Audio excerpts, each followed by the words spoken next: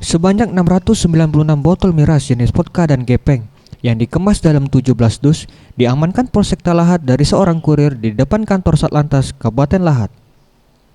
Selain mengamankan ratusan botol miras, polisi juga mengamankan seorang kurir yang membawa miras tersebut. Ratusan botol miras ini dibawa dari Kota Madia Pagar Alam menuju Kabupaten Lahat dengan menggunakan mobil. Menurut pengakuan sang kurir, dirinya baru 2 bulan menjadi kurir penyelundup miras ini. Berapa sekali masuk?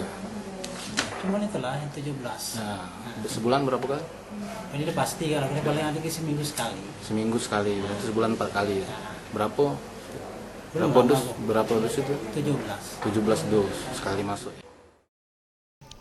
Sementara itu, Kasubag Humas Polres Lahat AKP Joko Suyoto mengatakan pihaknya akan mendalami kasus ini guna mengetahui siapa penyuplai dan penadah miras tersebut.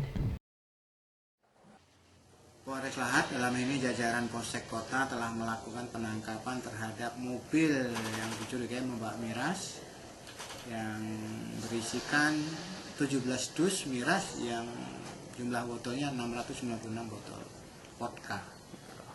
Nah, khususnya di Jalan Raya di Lahat Tengah, sebuah mobil carry dengan nomor polisi BG 1834W yang dari Pagar Alam mau menuju ke Lahat. Maka di tempat tersebut dilakukan penangkapan oleh personil dari Polsek Kota. Hingga saat ini, sang kurir beserta ratusan botol miras kini masih diamankan di kantor polisi.